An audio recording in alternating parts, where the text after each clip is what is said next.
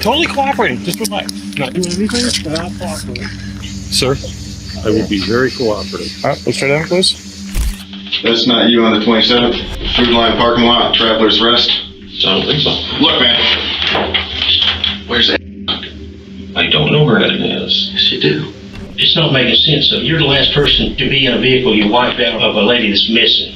That sounds really up. 28 years ago, this man kidnapped a woman and was sentenced to 30 years in prison for it. 3 decades later, 80-year-old Edna Sules is spotted picking him up in a parking lot. This would be the last time Edna was ever seen alive. Days later, detectives traced Edna's movement and discovered CCTV footage of the same man driving her car. She's missing right now. Yes, Dan, where is Edna? I don't have a clue. But that's when police found out Edna wasn't the only victim. If you tell them to turn that off, I'll talk to you a little more freely.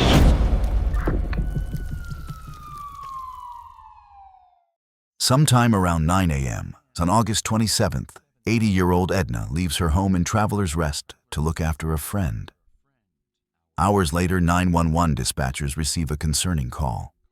Greenville County 911, what's your emergency? A sitter was supposed to show up to be with my mom today. Her name is Edna Sules, and she didn't show up. This is not like her. She shows up like clockwork, so something's wrong. But this call was only the beginning of a long chain of mysteries. As officers arrived at Edna Sules' home for a welfare check based on these reports, they received no response. There were no signs of a break-in, and Edna was nowhere to be seen.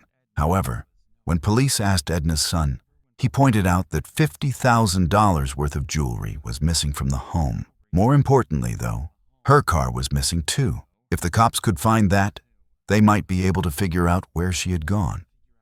This meant that finding Edna's vehicle would be the most instrumental step in this investigation, as it would give a clue about her last known whereabouts.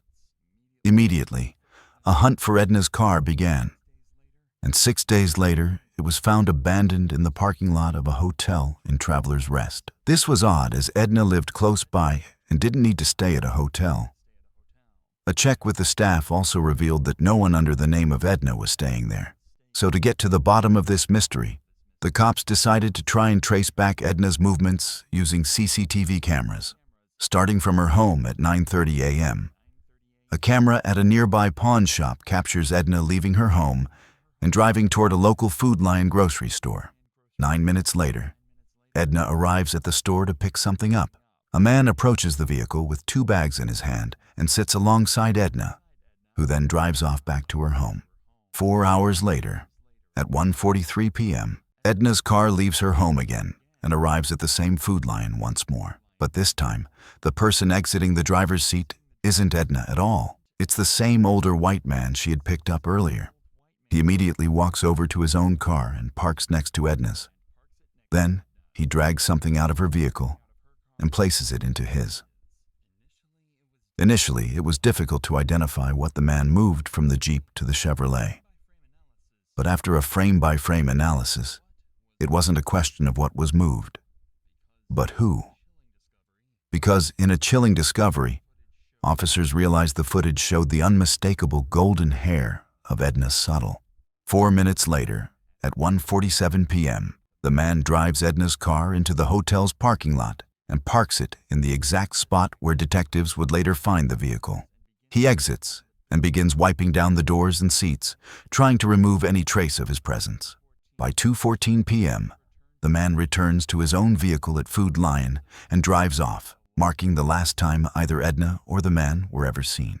The most crucial part of the investigation was now to figure out who exactly this man in the video was. But due to the grainy footage and his distance from most cameras, this proved difficult, and the case seemed like it might come to a standstill. However, detectives had an idea.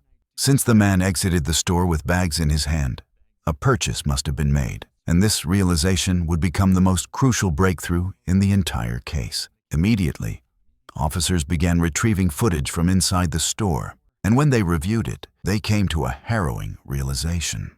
This was Daniel Prince, a man who, only 24 years prior, had been sent to federal prison for kidnapping. In 1997, Daniel was responsible for the abduction of a woman in Michigan. He tied her up, shackled her hands, and held her captive.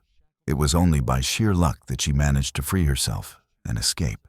Even though Daniel was sentenced to a maximum of 30 years for the crime, he was released on parole by 2009. But the worst was yet to come. Daniel began working as a handyman for predominantly elderly single women, a demographic that not only matched his previous victim, but also that of Edna. For officers, the realization began to sink in. They had a kidnapper on the run, and there was a chance that he had kept Edna alive. Not knowing where she was, they had to act fast before that glimmer of hope faded. Even with his disturbing past, detectives didn't have enough evidence to press strong charges for kidnapping or murder. However, they had established probable cause for grand larceny involving Edna's Jeep.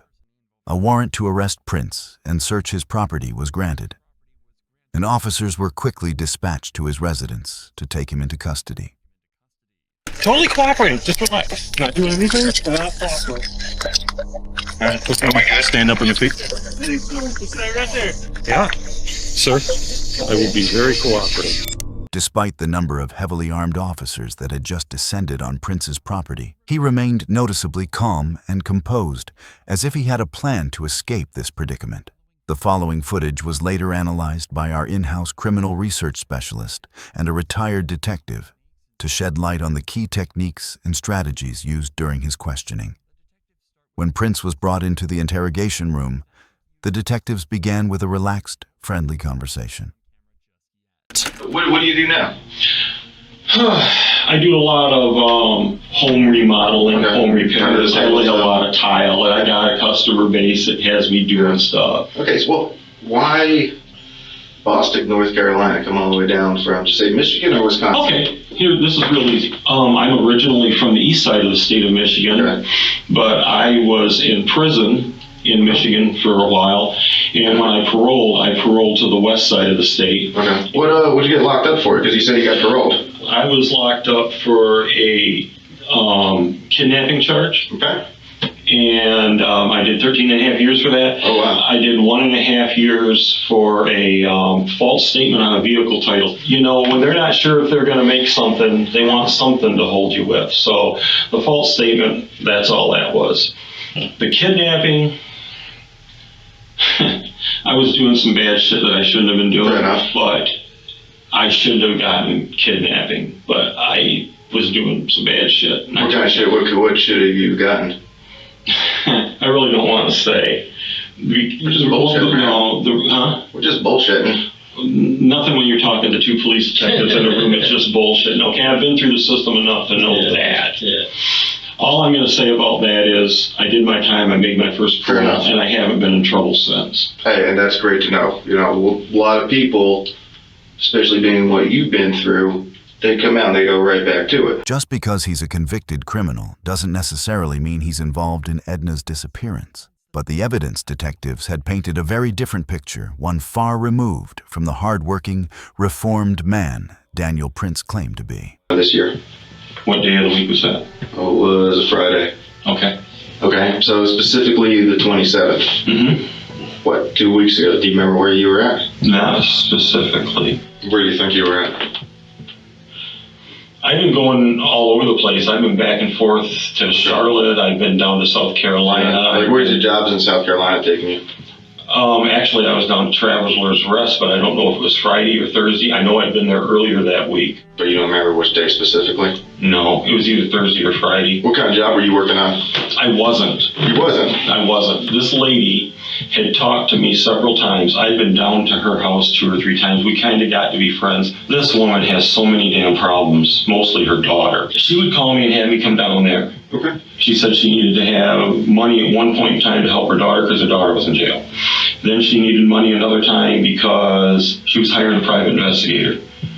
Because her son-in-law she talked to me all kinds of stuff about it. We got to be pretty good friends about stuff like that. Okay. How'd you meet her initially? years ago. Okay. Years ago, and it was somebody giving me her name or number, or her my name and number. Here, the detectives are analyzing his behavior and allowing Prince to dig a hole for himself, one he'll struggle to escape from. When they finally reveal that they know the truth, he's going to try to deny his guilt, even when the evidence speaks for itself. That's not you on the 27th? Food Line parking lot, Traveler's Rest? I don't think so. That's not you. That's me. Where's that? Food Line, August 27th, 2021, 9:23, Okay. 32 seconds. Ringing a bell? Yep. Yeah, I went down to Food Alliance. Okay. Yeah. Yeah. So what were you doing down there that day? She wanted me to look at some stuff at her house, Okay. and she picked me up at Food Lion because she wanted me with her when she was gonna go meet some guy for private investigator. Okay. Yeah. Yeah. Tell us about that. She wanted me to meet her down there. Okay. She was nervous because she says, I'm not sure I trust this guy. And she knows I've been in the military. And she says, will you meet me? She wanted me to see if this guy was going to meet her where he was supposed to meet her. Do you know where? There was a hotel lobby that he had finally said, meet me at the hotel. Okay. She says, drive up there and see if he's there. And I drove up there, and things are starting to sound really squirrely to me. This is a common deflective behavior. Prince isn't just trying to shift suspicion away from himself. He's actively trying to point it towards someone else. According to Prince, Edna supposedly wanted to meet with the investigator the day before she was reported missing, claiming she didn't feel safe meeting him alone. But detectives had already reviewed the surveillance footage, and it completely contradicted everything Prince was saying. I was driving a blue car. Your wife's car or your car? My wife's car. So that's y'all coming down 25, you and her together? It could be. Okay. Because that's their car. That's about 13:45 on the 27th. Okay. So you're with her there? Yeah. Okay. I guess. Yeah. I'm not saying yeah. I'm just saying Yeah. that could be her. Yeah, here's a different angle. I mean, we've watched this car, right? Okay. Here's y'all in the hotel parking lot. Okay. Yeah? Oh, look. There's y'all backing in. Yeah. And a couple of different copies of it. Backing in. Yeah. Oh, look. You get out. Nobody else gets out. I told you that. You're walking around the car. Yeah. You wipe the entire car down. Because I was worried. You were worried. There's you walking across the parking lot in front of Little Caesars. Mm-hmm. And there's you getting back into your car and driving away. Oh, she's with me. Look, man, you are a good dude. I honestly do believe that you screwed up years and years ago. Prince seems visibly stunned by the amount of photographic evidence the detective is showing him. And even though it can't be refuted, he still tries to lie his way out of it. But that's not the only evidence detectives have uncovered.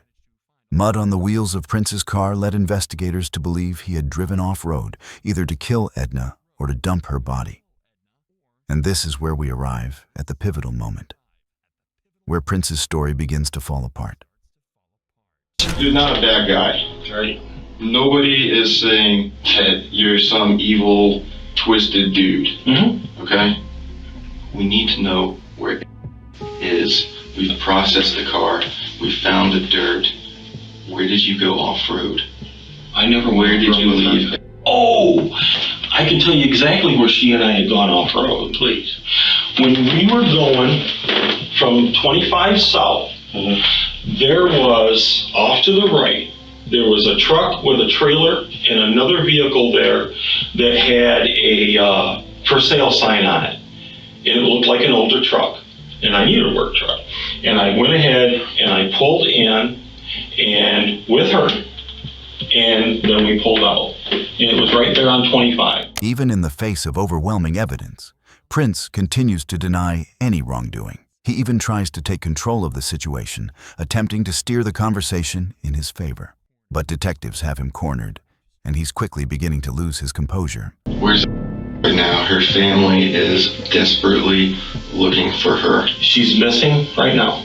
Yes, Dan, where is Edna? I don't have a clue. Yes, I dropped her off at her house. Dan, please listen. You did not drop her off at her house. We have followed that car the entire day, up and down 25. There's a number of minutes that are unaccounted for that are not by her house. Which car? Mine or hers? Dan, stop playing games. You know what we're When I talking got, about. okay, I can help you here. Okay. You gotta give me a second. You gotta let me answer the questions when they're asked. When I dropped her vehicle off looking for the guy, she said she wanted me to take her and drive around in my vehicle. So I left her vehicle. I went down to Food Lion and she was in my vehicle with me. And I dropped her off at home. Dan, we watched the video. She is not. The car sits there. It sits there, man. No, not in her car. Never. My car. We I watched you dropped go her back off to in Food my Lion. car. You did not drop anyone off, man. I picked her back up. She sat in my car at Food Lion and I went back and got her. No, you did not. The detectives begin to apply more pressure on Prince.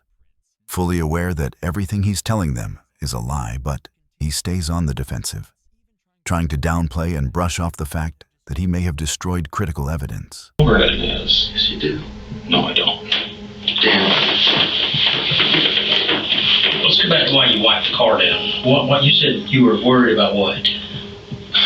The only thing I did was because I knew I'd been in and out of her car all the time with her.